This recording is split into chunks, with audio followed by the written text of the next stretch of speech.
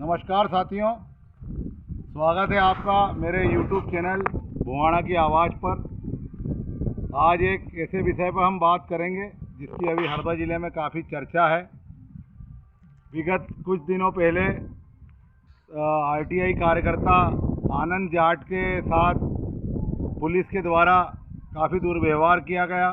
वे छिंद हनुमान मंदिर जा रहे थे, वहाँ पर उनकी पत्नी के साथ हनुमान जी के दर्शन जाते हुए उनकी पत्नी और बेटी की मौजूदगी में पुलिस के द्वारा उन्हें उठाकर करताना पुलिस चौकी ले जाया गया और जो कुछ भी हुआ वो उन्होंने अपनी प्रेस कॉन्फ्रेंस में इसका खुलासा किया। सबसे पहले मैं एक बात यहाँ आपको स्पष्ट कर देना चाहता हूँ कि इस वीडियो बनाने का मेरा ये मकसद ये है कि हरदा जिला और भारत आज भी संविधान के दायरे में चलना चाहिए, परंतु वर्तमान में जो हम देख रहे हैं और जो भी घटनाक्रम चल रहा है उससे ये कहीं भी नहीं लग रहा है कि भारत और हरदा जिला संविधान के दायरे में चल रहा है। केवल संघ, राष्ट्रीय स्वयंसेवक संघ के विधान के अंतर्गत यहाँ पर सारी कार्रवाइयाँ हो रही है। अब मैं अपनी बात पे आता हूँ। सबसे पहले तो मैं एक बात और क्लियर करना चाहता हूँ कि आनंद जाट के द्वारा जिस प्रकार की भाषा का प्रयोग माननीय पूर्व कृषि मंत्री कमल पटेल व हमारे लोकप्रिय विधायक मेरे आदरणीय डॉक्टर रामकिशोर दोगने और अन्य जिन भी लोगों के बारे में उनके जिस प्रकार की भाषा का उनने प्रयोग किया है उसका मैं कतई समर्थन नहीं करता, लेकिन इसका मतलब ये नहीं है कि संविधान के दायरे से बाहर जाकर उनके ऊपर कार्रवाई की जाए। और आनंद जाट भाई का एक दूसरा पहलू है जो कि बहुत अच्छा है। उन्होंने हमेशा ऐसे मुद्दे उठाए जिसको उठाने में दोनों राजनीतिक दल के लोग और आज के मीडिया बिल्कुल इन मुद्दों को उठाने में सक्षम नहीं है। अपने अपने कारणों से वो मुद्दों को नहीं उठाते, लेकिन आनंद भाई जाट ने पूरी निर्भीकता से उन मुद्दों को उठाया और आम आदमी की आवाज़ को कहीं ना कहीं पहुंचाने की प्रयास किया। अब ये सब के बीच में उन्होंने के द्वारा एक चिचोट कुटी में आश्रम है और साथ ही साथ वहाँ एक वैदिक विद्यापीठ है, तो चिचोट कुटी को लेकर उनके द्वारा कुछ मामले उठाए गए। अब वो क्या मामले है क्या नहीं है वो उसकी डिटेल में हम नहीं जाते, जो जानकार लोग हैं उन्हें उसको बारे में पता है। लेकिन चिचोट कुटी के मुद्दे उठाने के बाद एकदम से पुलिस प्रशासन उनके खिलाफ हो गया। इससे पहले जब वो श्री कमल पटेल जी के खिलाफ आवाज़ उठाते थे और अभद्र भाषा का प्रयोग करते थे, जैसा कि सामने वाले लोग आरोप लगाते हैं, तो उस टाइम भी उनके ऊपर कार्रवाई की गई। उनको 151 में बंद किया गया, बाद में जिला बदर की कार्रवाई भी की गई।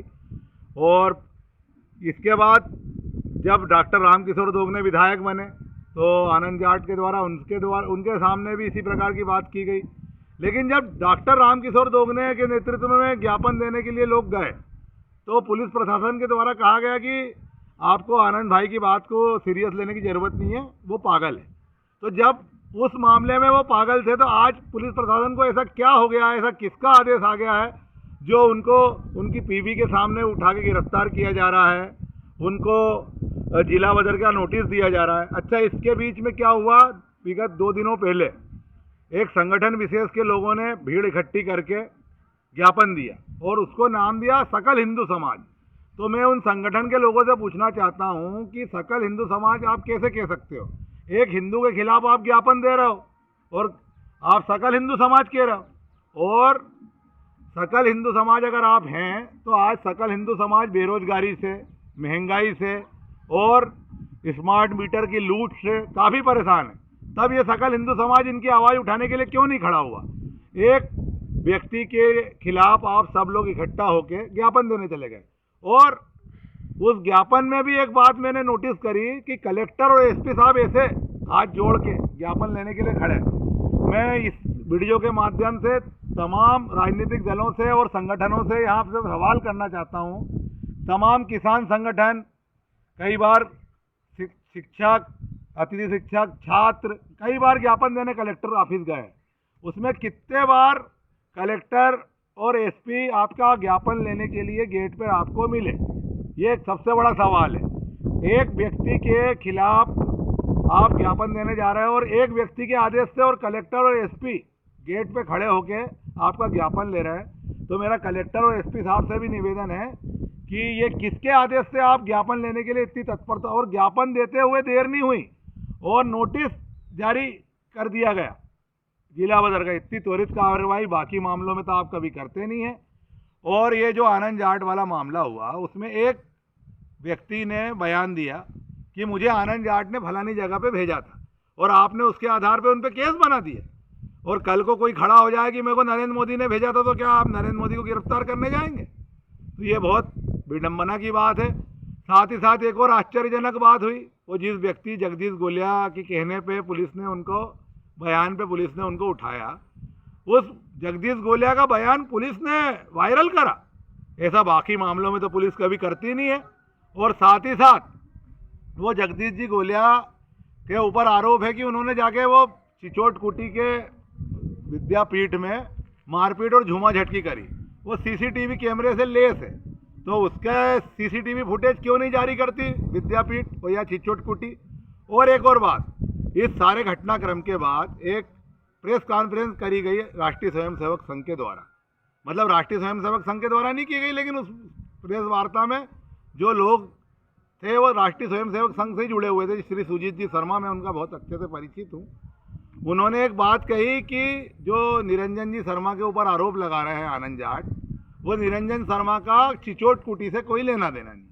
तो जब चिचोट कुटी से निरंजन जी शर्मा का लेना देना नहीं है और आनंद जाट आरोप चिचोट कुटी को लेकर लगा रहे हैं, वहाँ की ज़मीन को लेकर लगा रहे हैं, वहाँ के महंत की आवाज़ उठा रहे हैं, तो आपको बुरा लगने की क्या ज़रूरत है? इसमें आपको बुरा तो मानना नहीं चाहिए। जब वो आपके विद्यापीठ को लेके बात ही नहीं कर रहा है बंदा, वो चिचोट कुटी के जो मठ है, गोंदा गांव गंगेसरी मठ, 400 साल पुराना मठ है, गोस्वामी समाज का मठ है, और तेजाजी जाट के द्वारा दी हुई जमीन, दान दी हुई जमीन पे वो मठ है।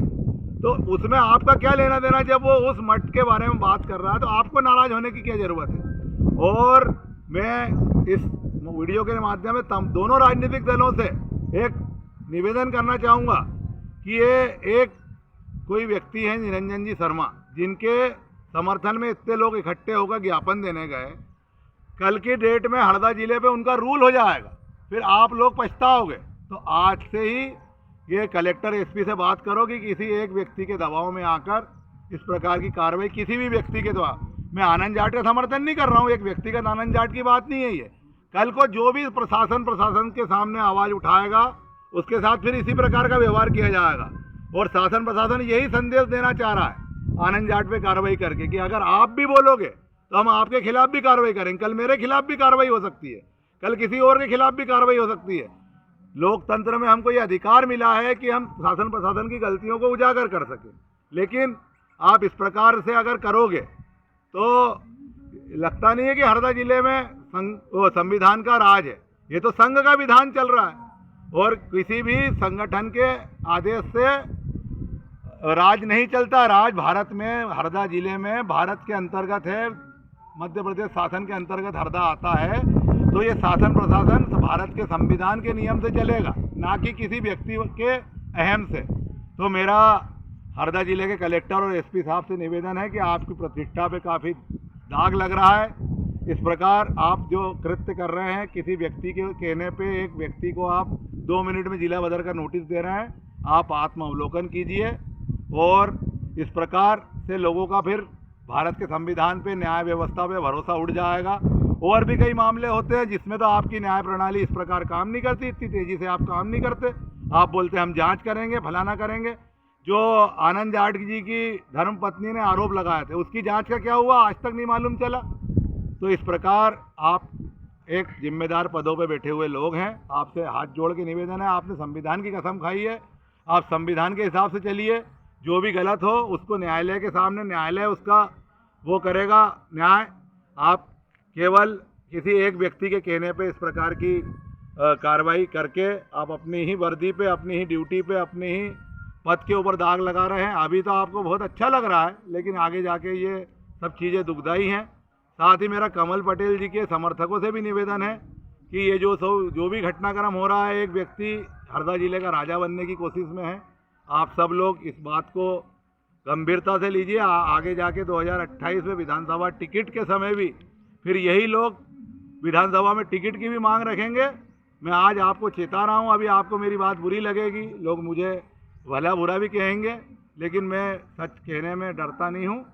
तो मेरा निवेदन है और शासन प्रशासन से निवेदन है कि इस प्रकार संविधान से हट के कार्रवाई ना करें। और आप सभी से निवेदन है कि मेरे YouTube चैनल गोहाना की आवाज़ को सब्सक्राइब करें। मेरी बात अच्छी लगी है तो मेरे